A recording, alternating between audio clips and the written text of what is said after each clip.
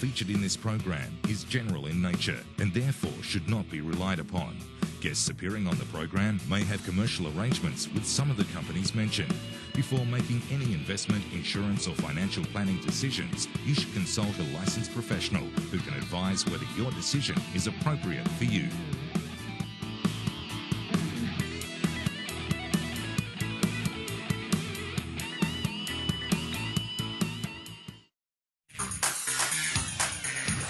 On Money Friday, this is Your Money, Your Call.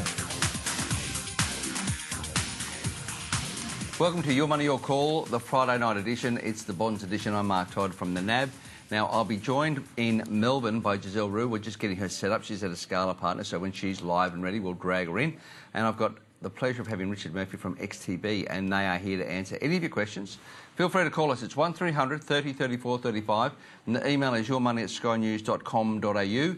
Now, one of the things to think about was that it's been very important of late to have real examples of how you as investors can get into bonds, and that's why Richard's going to be vital to that conversation. But there's no such thing as a stupid question, so feel free, because I've got plenty of stupid questions for Richard. So ring in, ask anything you like.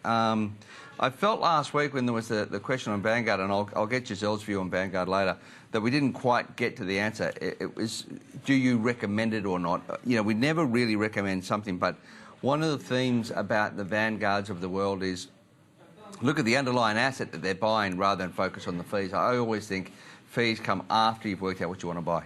But I'll start with you, Richard. How are things? Going very well. Thanks, Mark. Yeah. Tell us a little bit about, you know, you've been on the road, you've been talking to punters. What is XTB talking to them about? What is it that it is? Yeah, sure. An XTB bond, or the whole, you know, entity that you're talking about? Look, I'm sure I know we've covered what XTBs are, but for those viewers every week. Viewers that maybe new viewers every week. Oh, really. mate, thousands. I get emails. People ring in and say, I've just found this show. I was literally in Perth, and a man walked up to me. We were getting a lunch. He said, I've just seen you on the TV. I said, not just on the TV. He said, well, last week I turned it on. He said, what are these bonds? And it was, you know... Well, and now the football's over. That's right. There's me getting a sandwich and he's getting bonds. So tell us about XTB and the Schumann. Sure. Look, XTBs, there's a bond market over here that you can't really access. National Australia Bank can access it, but the regular investor can't really access it. What XTBs are is taking those bonds and putting them in a format on the ASX that you can access. So there's 39. In a week and a half, there will be 50 XTBs, because we're putting more 50? Through. Yeah, there'll be more coming through the ASX. So basically, there's a Woolworths XTB, there's a BHP XTB, there's a Telstra XTB. So there's 50 bonds, individual bonds, and this gives you access to something you couldn't normally access. ASX listed. ASX listed.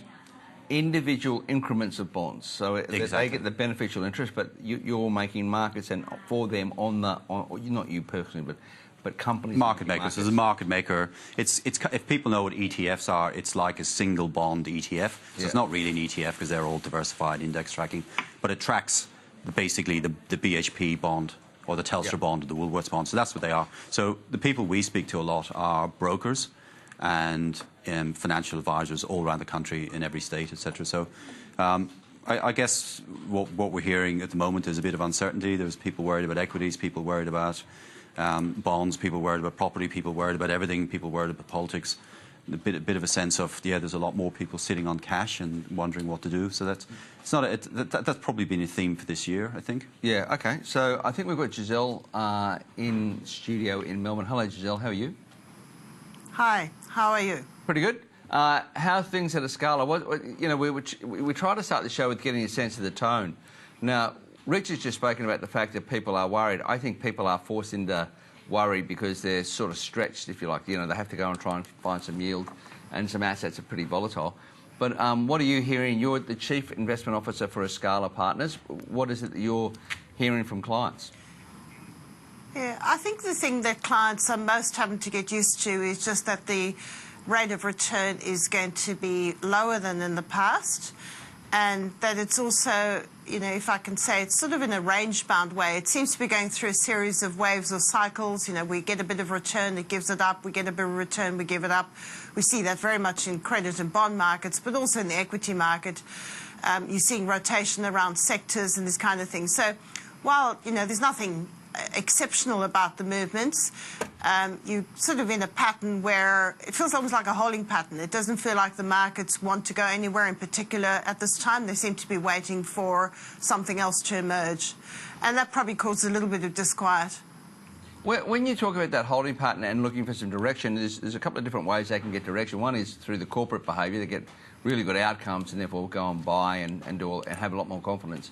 And then the other ones, I suppose central banks, and we'll talk about that a little bit later, but then it's political. And they're getting some different forms of leadership in the geopolitical story, whether it be a Brexit, whether it be the Italians, and clearly Mr Trump and Mrs Obama absolutely pounding into Mr Trump this afternoon. What do you think about the geopolitical activity? It creates noise. Is that relevant noise or is it just noise? To a degree, it's clearly relevant. You don't live in a bubble without the impact of political decision-making. What I think it does is create both household and corporate uncertainty. If corporates aren't sure what the environment's going to look like, what the leadership in the government's going to be, it's very hard for them to make long-term investment decisions. Households also, you know, you can see it in the consumer confidence numbers that wax and wane, which seem to be very much related to some of the sort of geopolitical events as they come and go. At the end, in terms of the impact that they have on equity earnings or on, for that matter, bond spreads, that's a bit of a long straw. You know, they're not having a dramatic impact on the earnings of a company making consumer foods, for example, or the bond spread for a utility company. It's not having a dramatic impact on that on the geopolitical front. When you talk about meeting with the advisors and the customers and the brokers, is the geopolitical noise something they're talking about that creates this anxiousness that you mentioned? Is it just a... Yeah, but I think... I'm sorry, it's a question for Richard. It's water-cooler talk. Sorry, beg your pardon, Giselle. You obviously can't see me, so I beg your pardon. A question for Richard is just about what you've just said makes a lot of sense. It doesn't really impact over the long term. But if Richard's out there talking to a lot of clients, he said that they're very anxious, and I'm trying to understand, is it anxiousness about the central bank and where rates are going to go up in the US, or is it more about the... No, I agree entirely with what Giselle is saying, that it doesn't actually impact things per se, but it's more about perceptions, and we're not quite households who we're talking to the advisors to households, so it's brokers and financial planners around the country, and they are listening to the concerns all around the world, and there's an event every 6 months that's worrying them. So it's just a general sense of, do I dive into equities, or do I hold back? Do I go into bonds? Do I just sit on cash? So the building pool of cash and term deposits ticked over 800 billion in household deposits. So that's just been ever increasing. So I was just kind of relaying that general sense of nobody saying, right, we're into equities or we're definitely buying bonds. There's a just general sense of I'm not really sure which way things are going. Therefore, I'm cautious, and I'm looking after my clients' money, so I have to be a bit more careful. You're right, Giselle. When I've just done a bit of a roadshow of Perth and then Adelaide, and one of the things I did, and I didn't have time to do it for tonight's show, was pull up a slide that we have from NAB. The custody business shows, you know, I think it's 700 billion that we have in custody, and it shows the behaviour of the institutions over the last 4 weeks. And it really surprised me. We talk about this anxiousness. Institutions over the last 4 weeks have done two things. They've bought a little bit of Australian equities. They've bought a little bit of Australian fixed income.